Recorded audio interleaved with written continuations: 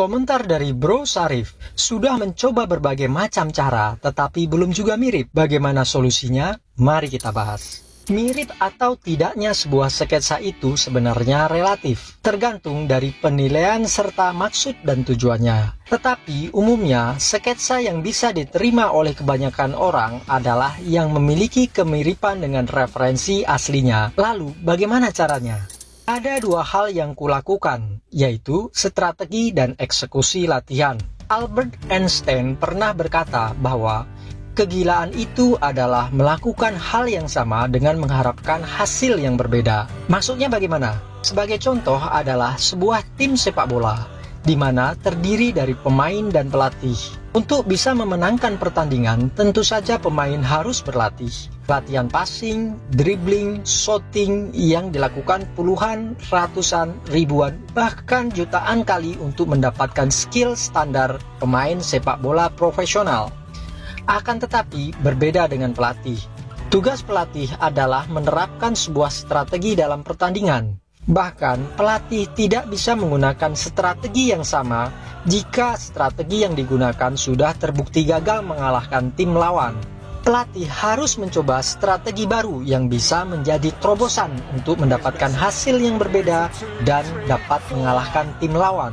Jadi, dalam berlatih menggambar, kita perlu meningkatkan skill kita dengan eksekusi latihan secara berulang-ulang agar mendapatkan skill yang kita inginkan. Tetapi, kita juga perlu strategi dalam berlatih agar mendapatkan hasil yang lebih baik. Selanjutnya, bagaimana cara menerapkan strategi dan eksekusi latihan ini?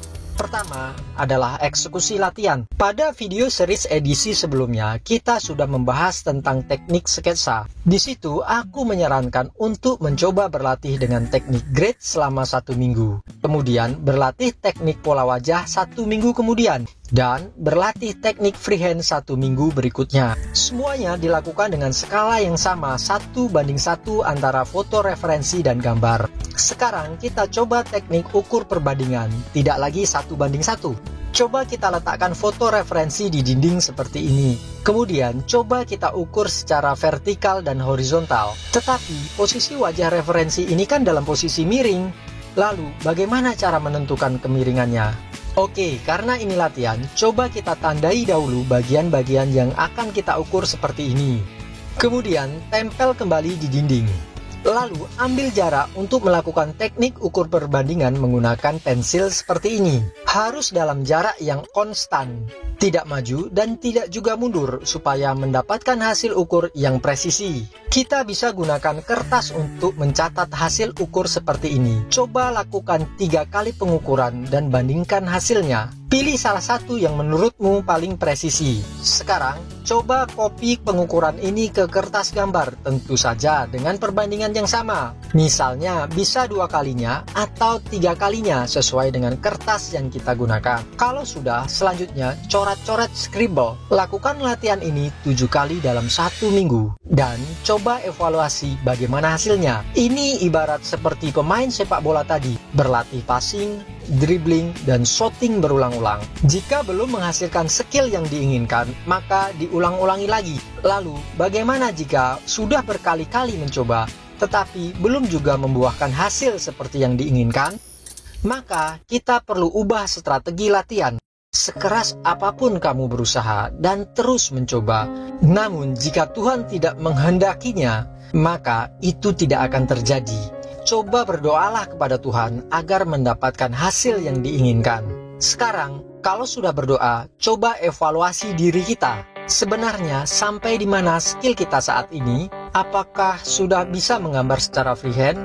Atau masih memerlukan garis bantu pola wajah? Atau bahkan masih harus menggunakan grid untuk membuat sketsa yang mirip? Biasanya sebelum menggambar, aku coba coret-coret dahulu di selembar kertas dengan teknik freehand dan tanpa melakukan pengukuran. Kalau hasilnya bagus, maka aku akan langsung membuat karya jadi. Tetapi, kalau hasilnya masih kurang memuaskan, maka baru ku coba melakukan pengukuran dan menggunakan garis bantu, baik garis bantu pola wajah ataupun grid. Oh ya, ada satu lagi cara di mana saat menggambar karya sketsa dengan deadline yang mepet, sehingga tidak ada waktu untuk membuat kesalahan dan revisi. Cobalah teknik tracing. Bagaimana caranya? Kamu bisa lihat di video yang ini. Jadi, kamu perlu evaluasi dirimu sendiri untuk mengenali dirimu sendiri. Ibarat pelatih sepak bola tadi, tahu kelemahan dan kekuatan timnya. Bahkan, jika skill pemainnya masih di bawah rata-rata skill pemain lawan, maka pelatih perlu tetap bisa memainkan strategi yang bisa memenangkan pertandingan. Entah bagaimana caranya strategi itu. Bagaimana menurutmu? Apakah kamu punya strategi lain? Tulis di kolom komentar ya.